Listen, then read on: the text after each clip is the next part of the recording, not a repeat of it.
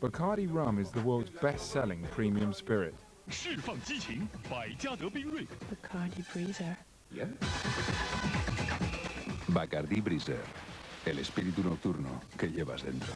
Original Bacardi Cola Glas. Jetzt auf jeder Flasche Bacardi Casablanca. Sales across the globe, Corporation is thought to be worth $2.4 billion.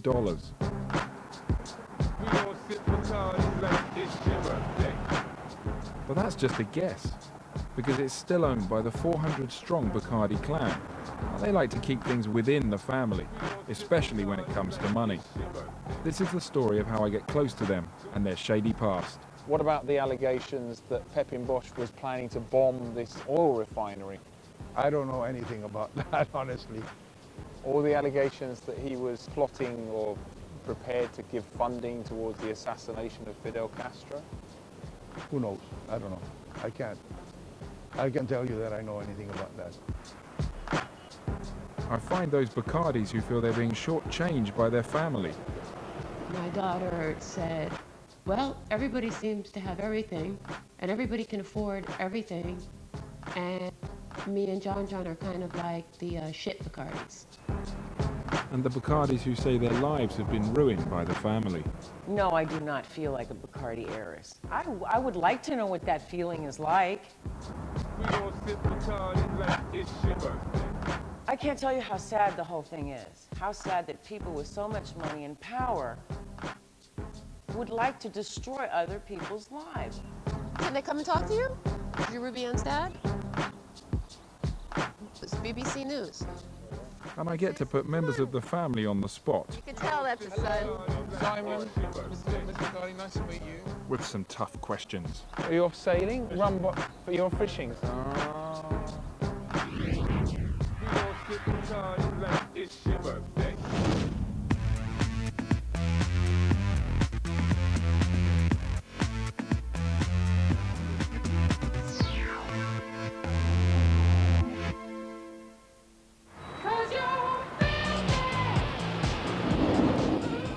The worldwide Bacardi empire has its roots in Cuba. But the family fled the island in 1960 when their company was confiscated by their greatest foe, Fidel Castro. They lost 80% of their assets overnight. This setback made them even more determined to succeed. By the 1980s, when Telly Savalas was the face of Bacardi, they had turned Bacardi rum into the market leader. And it's stayed there ever since, changing image with the times. But I already drink Bacardi. Then it was in adverts with Telly. Now it's in videos by R. Kelly. Bring me along to your after party. Oh, smoking on, drinking juice and Bacardi. Whoa. So Bacardi's been at the front of the pack, leading the pack really then for 30 years. Do you admire them for what they've achieved? Is it hard to stay at the front in so long in Adland? Yeah.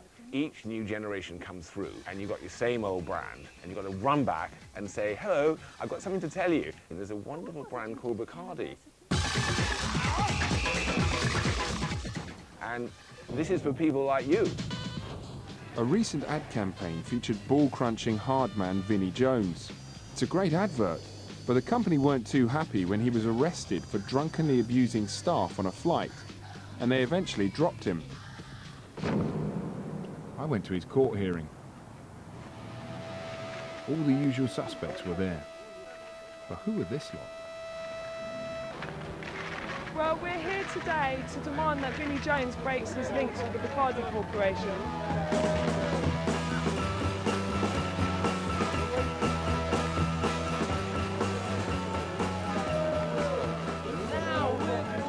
We're waiting.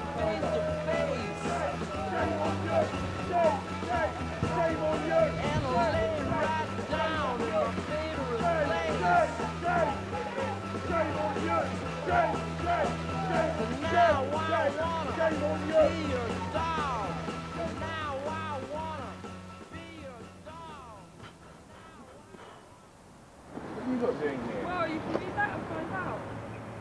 The corporation being involved with the CIA of terrorism against Cuban people. Wow. So we say judge a man by the company he keeps. Bacardi is just a pretty harmless drinks company. I mean, Bacardi are involved in supporting the USA policy of keeping the US blockade against Cuba in place. We say drink with a clean conscience, don't drink Bacardi. All this was news to me, but the internet has masses of anti-Bacardi material. One of the main sources is a recent book on the family. I wanted to meet the author to discuss allegations, and there was only one place to go.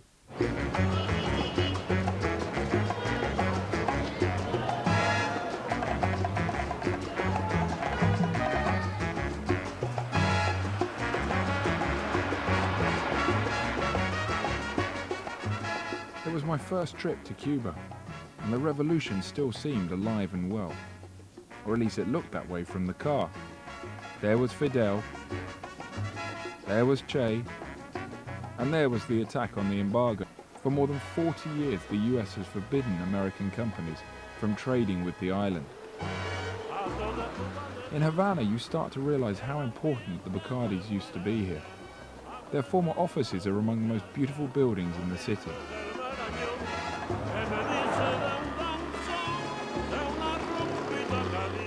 As soon as I arrived, I went to meet the author of the anti-Bacardi book. He's a Colombian journalist called Hernando Calvo Ospina. We arranged to meet in a bar in the old part of the city.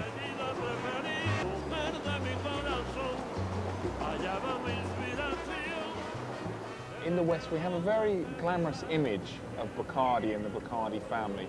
You spent a long time studying Bacardi. What should we really think of them?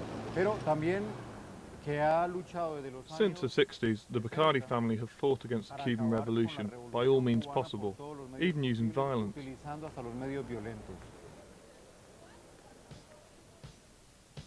The main allegations of the book centre on the boss of Bacardi during the 1960s, a man called Pepin Bosch.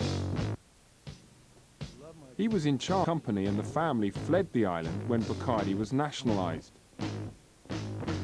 In the fevered early years of the revolution, this man was at the centre of the anti-Castro struggle. 5 to 1, baby, 1 in 5. No one here gets out alive now. The boss of Bacardi set up a government in exile. The group also became a focus for mounting military attacks on Cuba.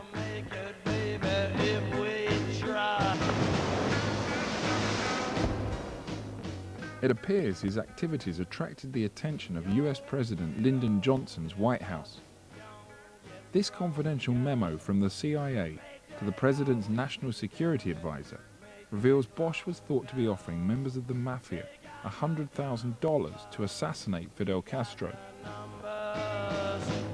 Gonna win, yeah, we're taking over. Come on! It was hardly the behaviour of the typical head of a multinational corp, but that wasn't all. Pepin Bosch tried to attack Havana by buying a bomber to blow up oil refineries. What on earth was one of the heads of a major drinks firm doing involved in such a plot? The idea was to bomb the refineries and liberate the country because a large part of Havana and Cuba would remain without electricity and the people would rise up against the revolution. And as has been named, there were some extremely unsavoury characters connected to this organisation funded by the Bacardi boss. Two of the participants in this organisation have been described by the FBI as among the most important terrorists in the Western Hemisphere, in the whole of the Americas. The men in question? Orlando Bosch and Luis Posada Carriles, CIA-trained operatives who became heroes of the exile community and public enemies of the Cuban Revolution. Orlando Bosch is no relation to Pepin Bosch, but aid from the Bacardi boss apparently found its way to these two as they mounted military operations against Cuba in the 1960s.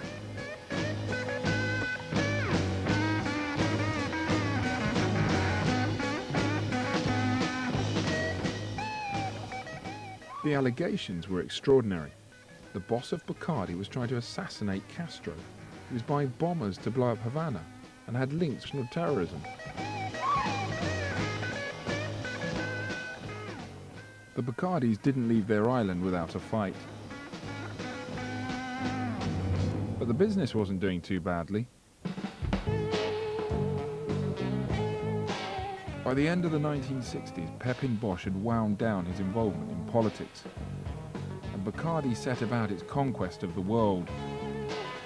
The event that propelled it into the Premier League of World Drinks was hooking up with the Coca-Cola company to market the Cuba Libre. People stopped asking for rum and Coke. He just asked for Bacardi and Coke. Bacardi was rum. While Bacardi prospered in exile, Orlando Bosch and Luis Posadas continued the war into the 1970s. Their infamy in Cuba was sealed by their alleged role in the worst terrorist outrage of the whole struggle.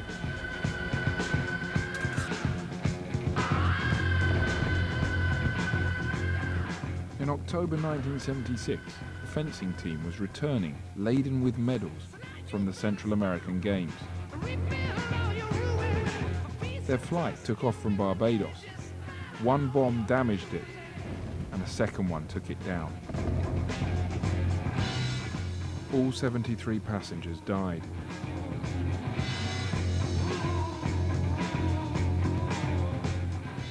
There was an outpouring of national grief in Cuba, and flooded the streets in mourning. It's clear the Bacardi family had no direct involvement in the bombing, but the links that existed in the 1960s between the two terrorists believed responsible and Pepin Bosch from Bacardi have not helped the family's reputation in Cuba. Hola, hola Eliana. Eliana Rodriguez's father was killed in the Cubana bombing. Like all the victims' families, she retains close links with the existing squad.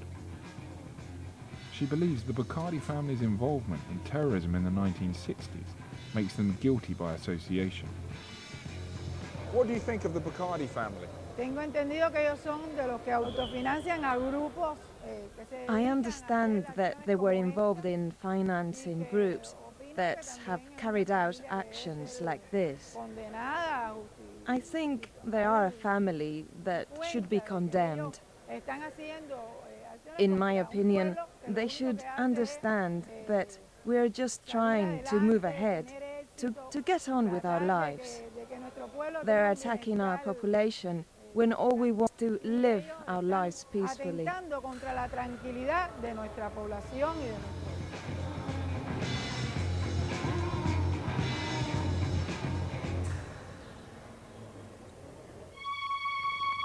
Peckham, on a wet Saturday afternoon. Meanwhile, by the 1980s, Bacardi's advertising campaigns had helped it to achieve worldwide rum domination. Next door's Budgie. Now the best-selling spirit in the US, with 200 million cases sold since it left Cuba. Bacardi's particular image of Caribbean luxury. Auntie Beryl.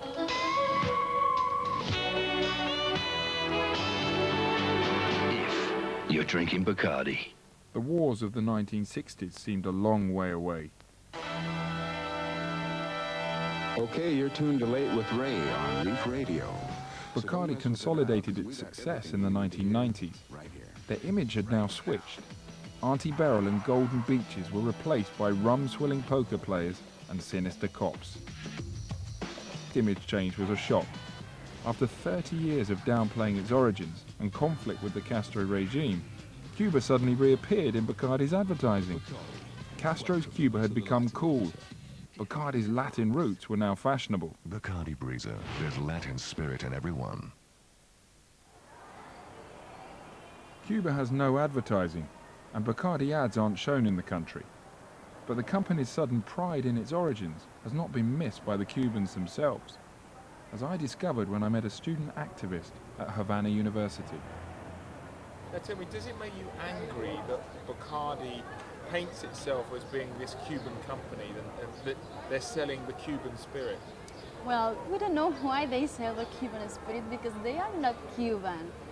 they say the Cuban taste and all that, we don't know why. That makes us angry. So I wonder why they're claiming to be Cuban if they work against our country. I can't understand that.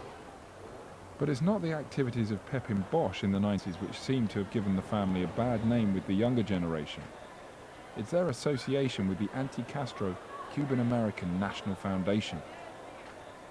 It's not happy for us to talk about Bacardi, but we have to say that they have played a distasteful role. I read some family members, they are closely related to the Cuban American National Foundation, and they are involved in doing things against our people, our country.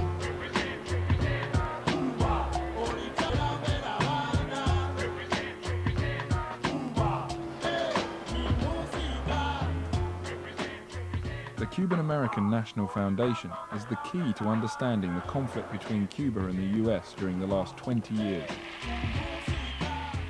It was started under President Reagan. His election in 1980 had seen a toughening up of policy against Cuba. He provided federal funds to help set up the Cuban American National Foundation in Miami. It would be a bulwark against communism in Latin America and the focus of anti-Castro lobbying for the next 2 decades. From the early 1980s, Bacardis were among the trustees of the foundation, and the Bacardi company is also cited. The prime purpose of the foundation was political lobbying, but few lobby groups have been quite as controversial. In 1985, Luis Posada Carriles, disguised as a priest, walked out of the jail in Venezuela where he was serving a sentence for the Cubana bombing. A former vice chairman has claimed that foundation money was used to bribe the guards.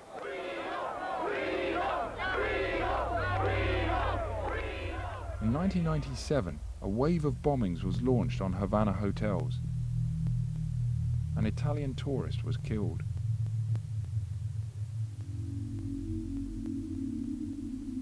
Posada Carriles was behind these bombings.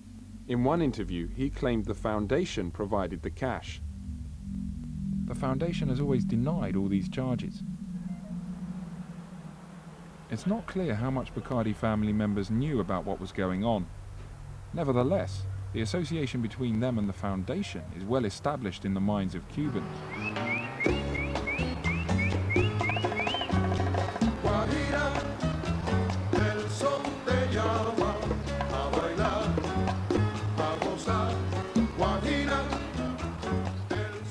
I now understood that the Bacardi story hinges on rum, cash and Castro, and over the last decade, a battle has been taking place which combines all three. Who owns Cuba's national drink, Havana Club rum?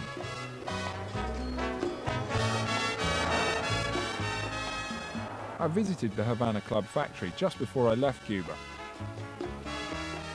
Since the mid-1990s, it has received millions in investment from Pernod Ricard, one of the few drinks companies bigger than Bacardi.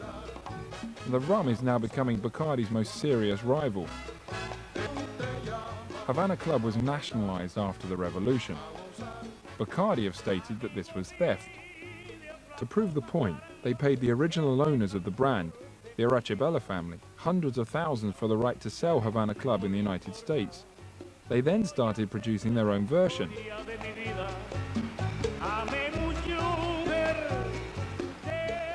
Pernod Ricard and the Cubans were not impressed, and they took Bacardi to court. The case has been dragging on ever since. For Manuel Cortias, this dispute is quite simply a matter of principle. I think that trademark belonged to the Arachibella family, not to the Cuban government, and Bacardi bought it from them. And, you know, it's simple as that. Simple as that, but it cost a lot of money in litigation over the years. Well, sometimes you have to have principles, you know, and it doesn't matter how much it costs. The problem is the fact that the Cuban government is benefiting from something that was stolen property. You know, it's a matter of principle.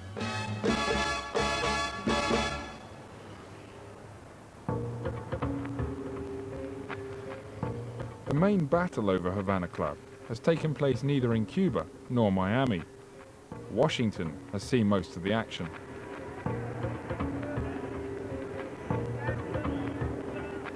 Robert Muse has lobbied against Bacardi on the Havana Club issue.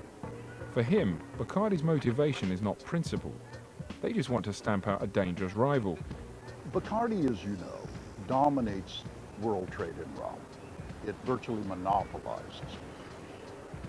For the first time, the Havana Club deal put a world-class competitor into their market. The motherlode of all markets is the U.S., of course, and they want to ensure that a primary competitor for rum does not have access to this market. And it was only when Bacardi was looking to disrupt a competing brand that it sought to use the Arachibala connection to the Havana Club trademark. But Bacardi is determined to win the battle and has lobbied accordingly. Legislation has gone through Congress which critics say almost exclusively benefits the company. Legislation which has sparked a potential trade war. This approach has made Bacardi unpopular with politicians from both left and right. Jeff Flake is a conservative Republican congressman. He believes Bacardi is damaging U.S. interests. But we shouldn't be doing this at all. I mean, why are we really suspending good trade policy over one little issue or to benefit one company? And is that how you see it? This is Yes. the Bacardi family really creating huge problems potentially for American taxpayers for their own benefit. Yes. Oh, you bet. I think there's no to read this situation. Are Bacardi still operating then in Washington right now? Are they still trying to oil wheel, shall we say, to try and maintain the embargo? You bet. You bet they are. They're hiring lobbyists right and left, and so they're trying to keep this policy in place. And I think everybody is the worse for it.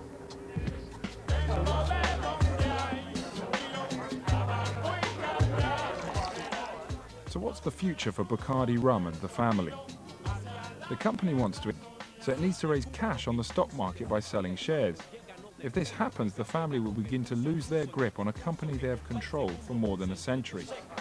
After a long fight, Pernod Ricard may have won the Havana Club battle. The US has recognized their claim over the brand. Bacardi have filed another lawsuit.